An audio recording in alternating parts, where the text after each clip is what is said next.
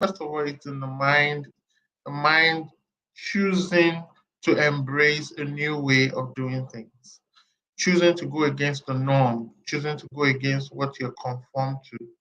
So that's the first thing to do with technology. But we've also introduced very simple tech with WhatsApp messaging you can get across to us.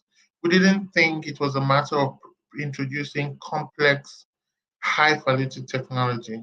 We just kept thinking, how can we get to people in the simple ways that they're used to in their daily lives? People like messaging, then let's use messaging.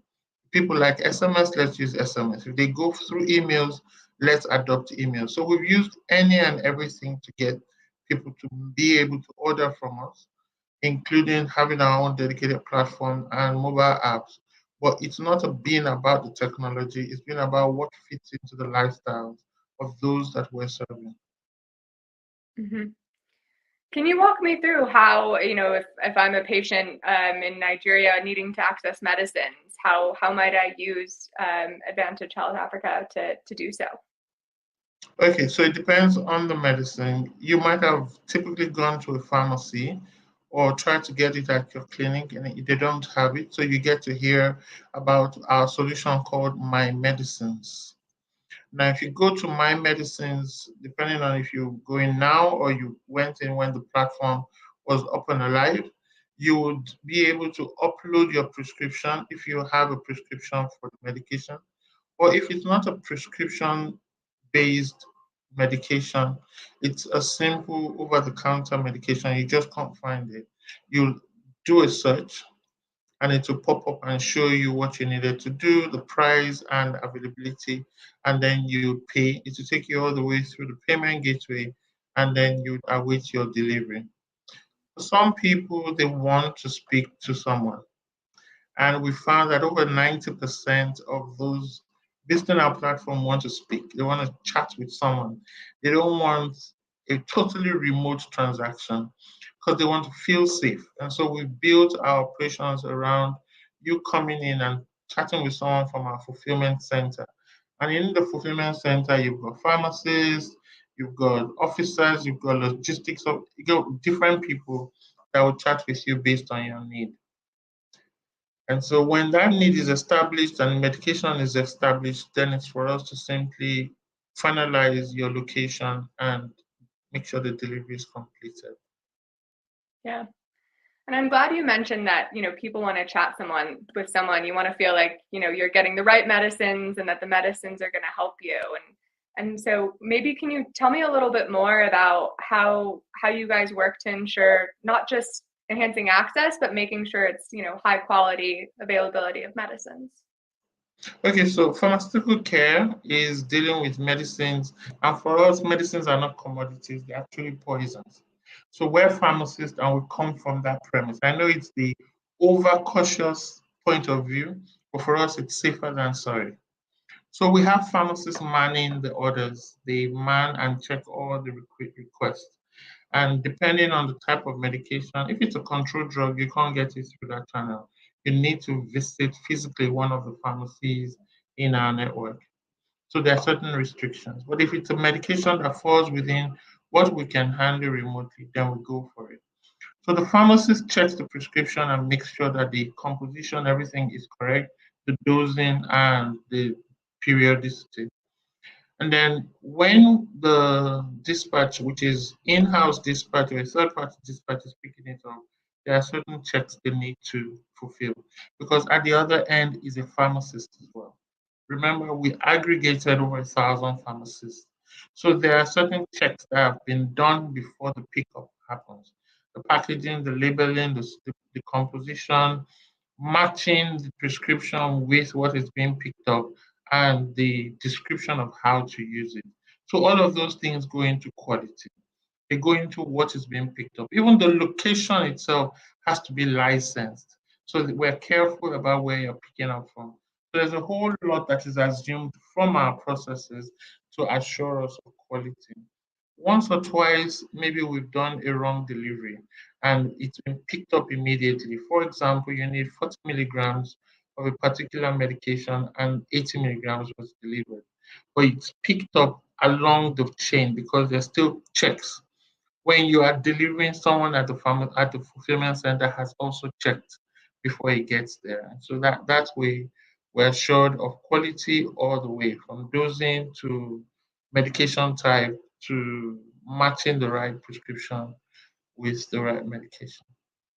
And there are several steps post delivery because we need to handle it as though you visited a pharmacy. And so there's a pharmacist that checks up on you, checks up on your compliance, and checks up in case you have side effects afterwards. Wow, it sounds like you've built a really impressive system to help make sure, your customers are getting the best medicines they need.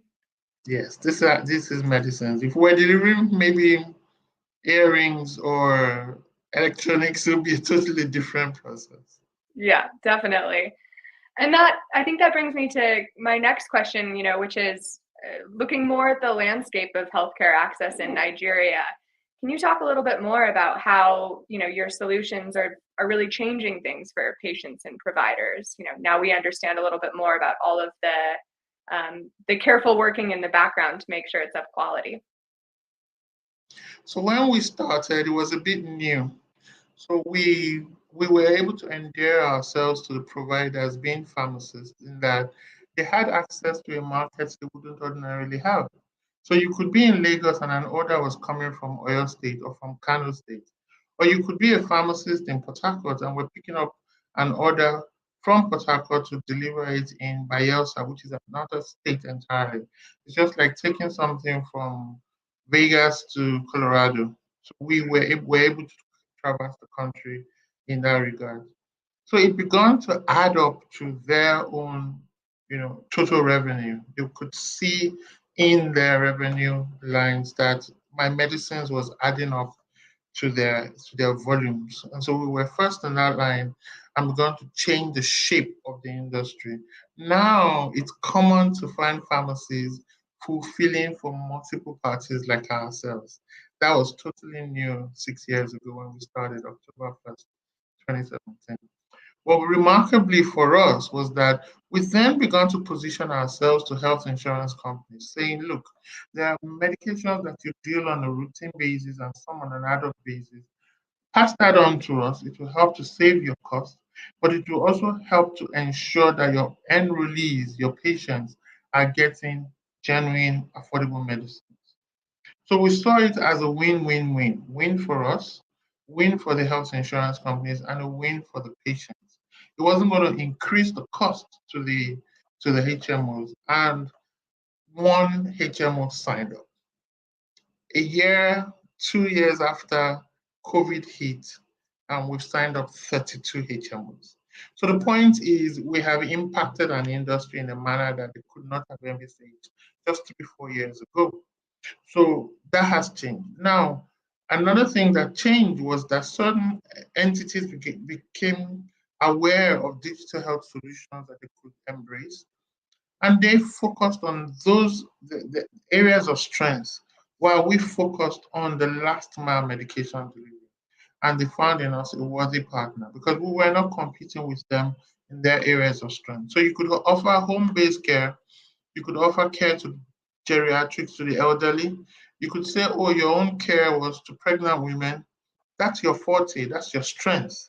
Whenever a prescription is generated, however, we run that last mile on your behalf. So we became a partner to health innovators.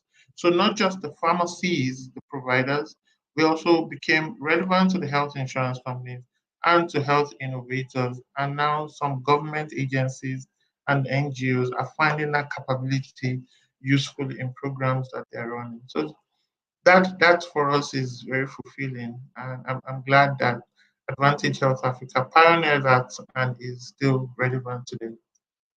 Yeah. And I think that's such an important aspect for trying to get medicines in your more underserved areas where you don't have a pharmacy or three pharmacies you can go and visit. Um, Absolutely. yeah. So is Advantage Health Africa available everywhere in Nigeria? We're able to get everywhere in Nigeria, every local government. We're able to get to every local government.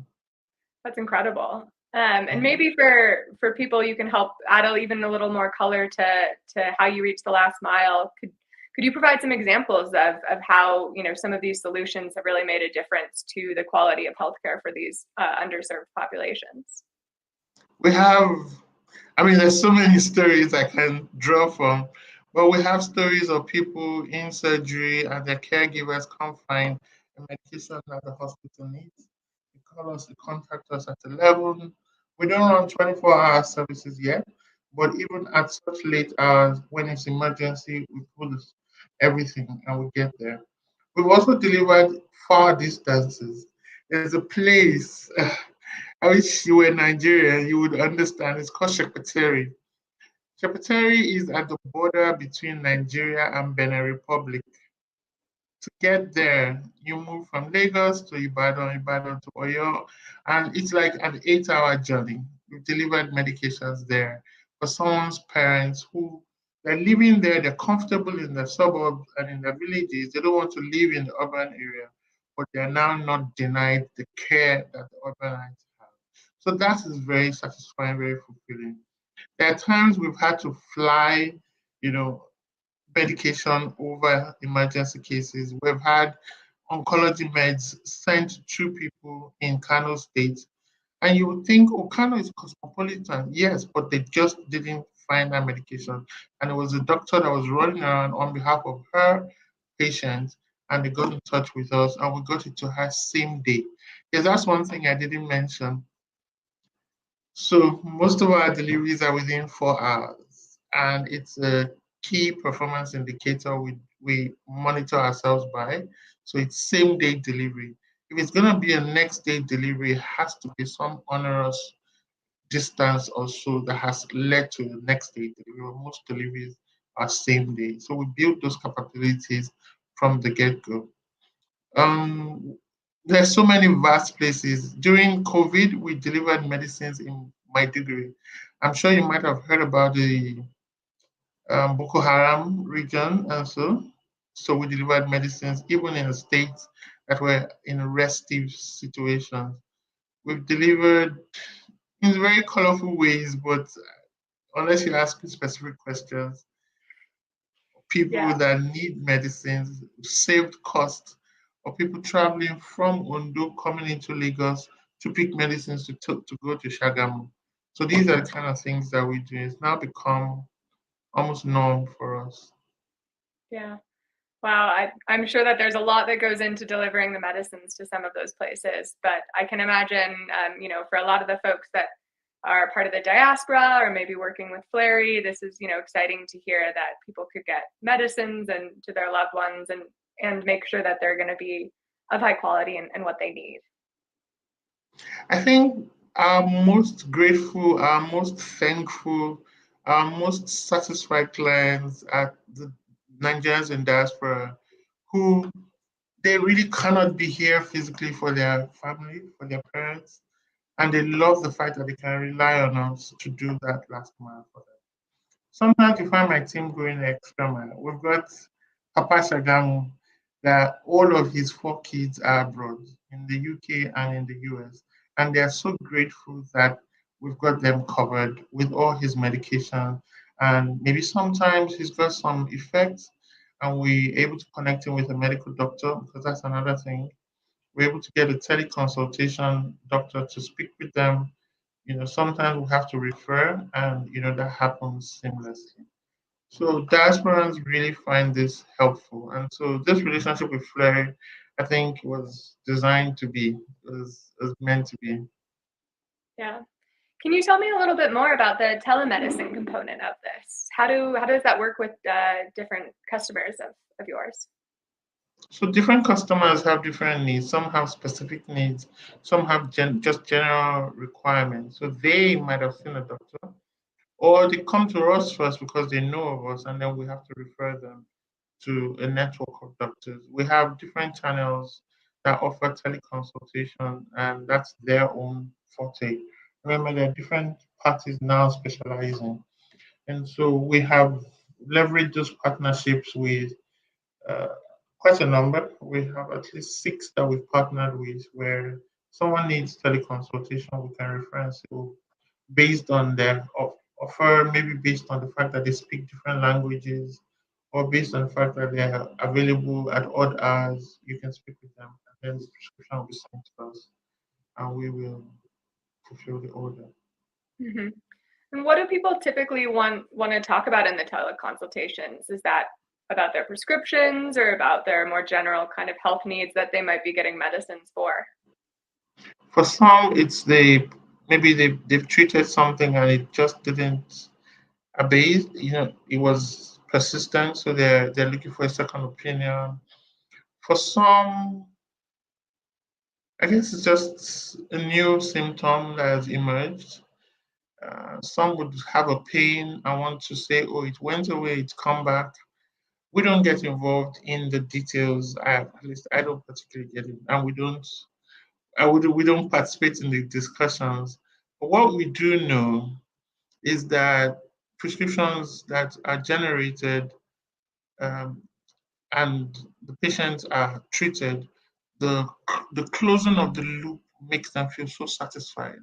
And I say this for emphasis because people always said, "Oh, telemedicine will not pick up. People will not be happy with telemedicine. That they want face-to-face contact with a doctor." We say, "Yes, you can have face-to-face. I'm speaking with you in Colorado right now. This is face-to-face. The world has changed."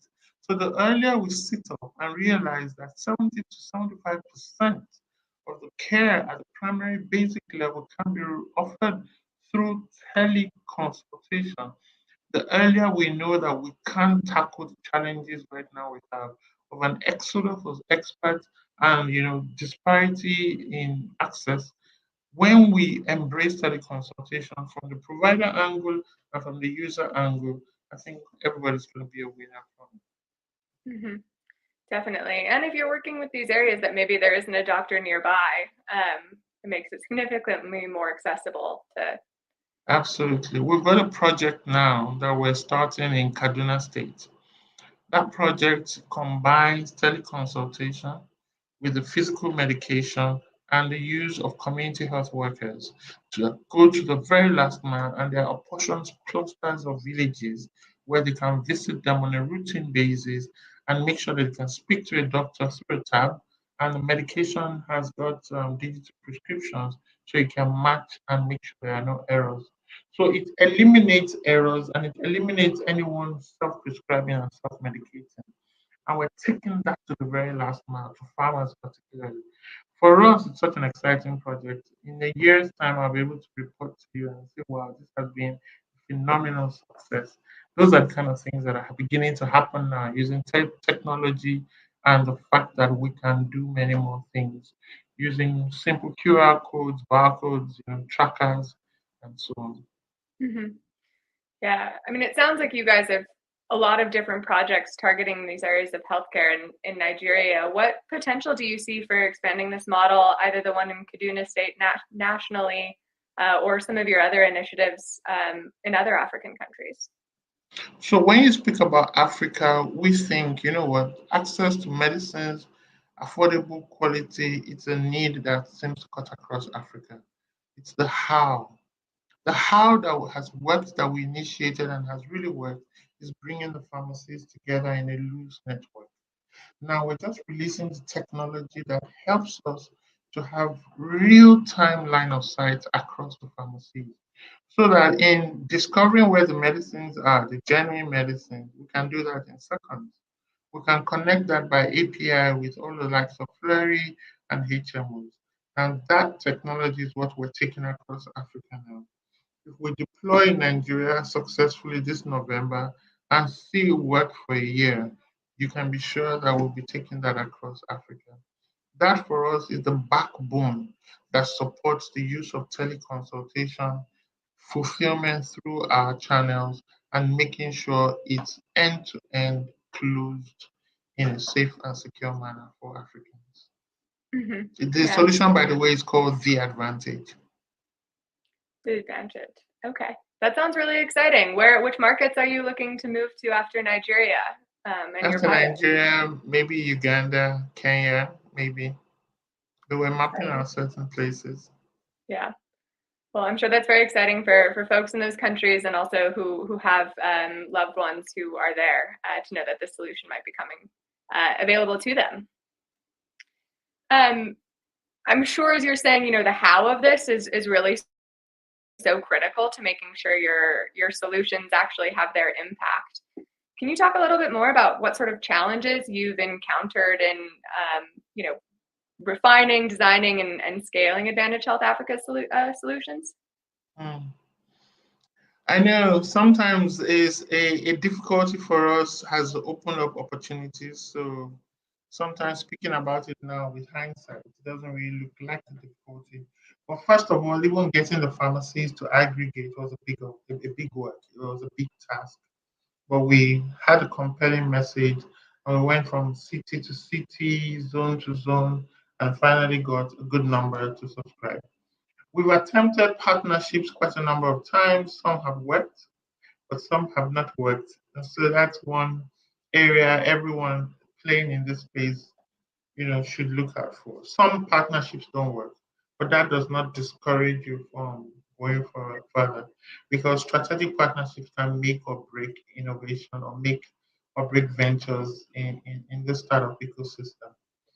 The other thing is that some come to the partnership with high hopes and high passion, but the devil is in the details.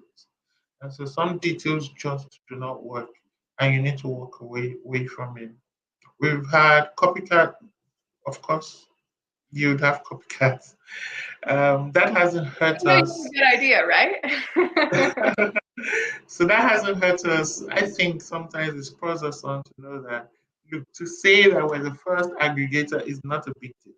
That isn't the end in itself. That's just a start.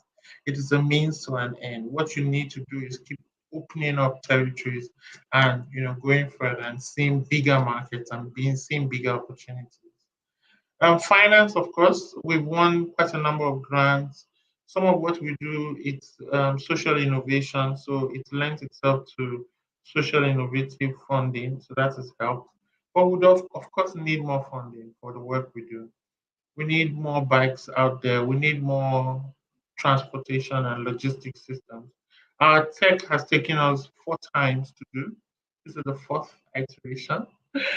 So it's not been easy. We've been building since 2018. Sometimes you just find nuts and bolts not adding up and you discard it and you spend years.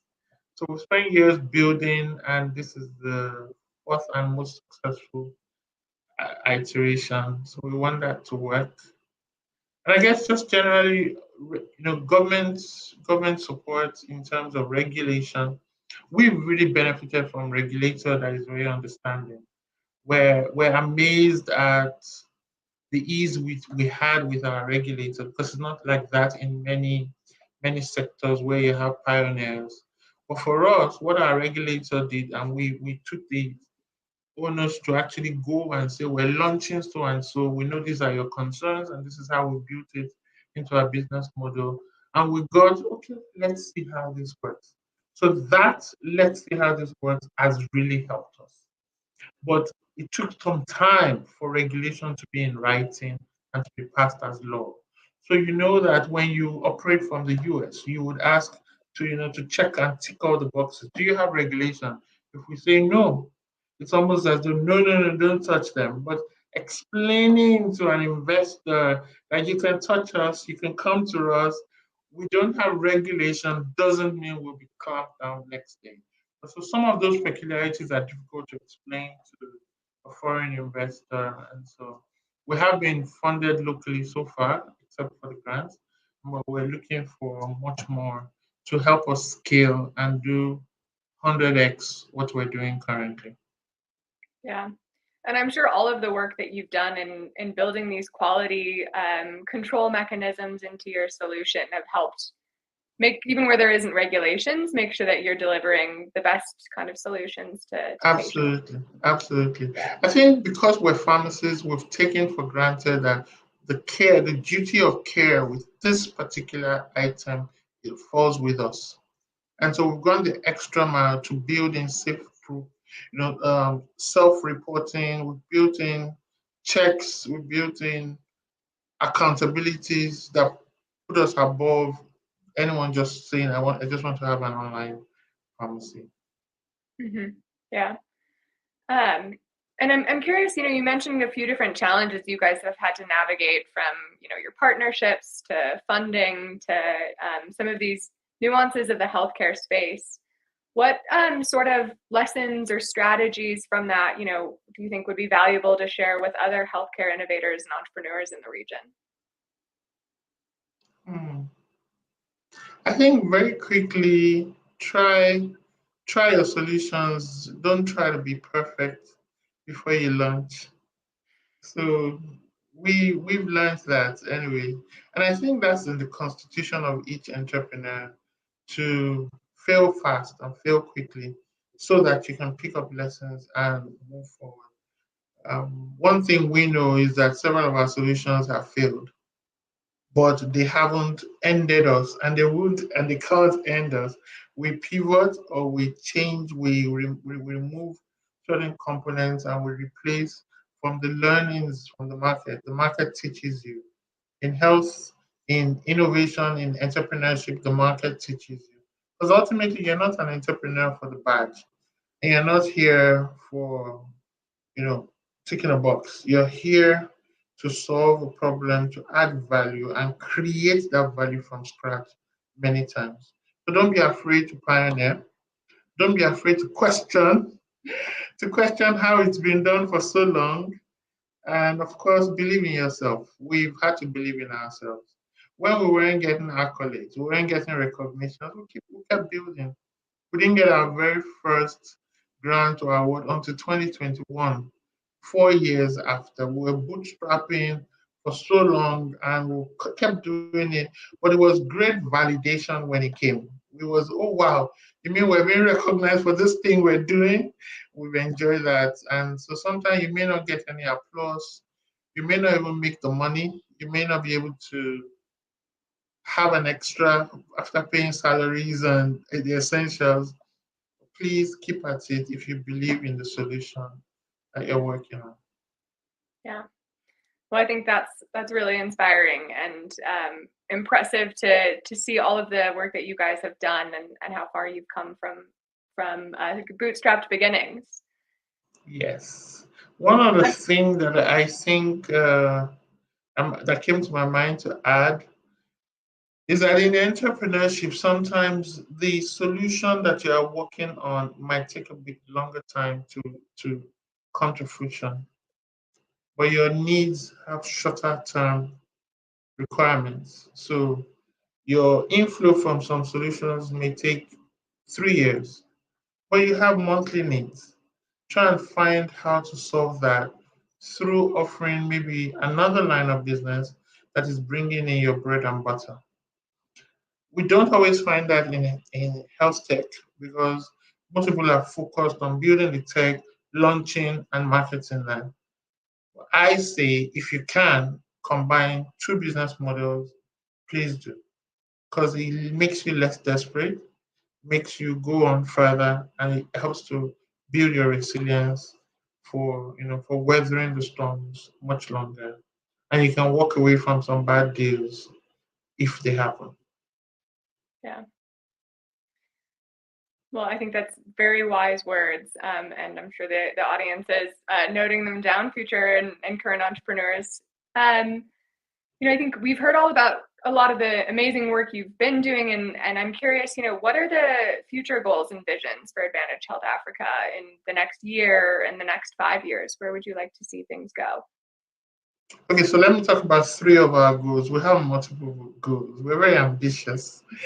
We're very ambitious in Advantage Health Africa. I don't know where they got that from. Maybe from me. So we do have multiple goals, but let me talk about three of them. The advantage, which is this solution that we have carved out, is something that we believe can enable more access to market for 10,000 pharmacies across Africa. That's a goal. That's a tangible, measurable goal, and it's achievable in the next 5 years. Starting with Nigeria and expanding into regions where you can cluster the pharmacies to make them more valuable to the health ecosystem. The advantage is that solution that will help to create that cohesiveness. So launching that and expanding it across Africa is a big deal for us. In terms of our digital solutions, we want more and more people to be able to have rest regarding their access to healthcare. It shouldn't be a heartache. It shouldn't be hours of waiting in a public hospital. It should be something that, with the same way you can access an app, access a game, access your food, and access services, you must be able to access more of this care. So coupling our last mile capabilities with innovators like Flurry and being that end for them that gives them peace of mind. We want more innovators to come to partner with us. And so we're opening our doors to those dealing in logistics, dealing in diagnostics, dealing in physiotherapy, dealing in various aspects of the verticals in healthcare to remember that, oh, Advantage Health Africa can be our last mile medication provider. So more partnerships, more strategic partnerships, and actually co-creating solutions with these partners will be a big deal for us going forward. And I think the third is simply expanding our pharmaceutical products across Africa as well.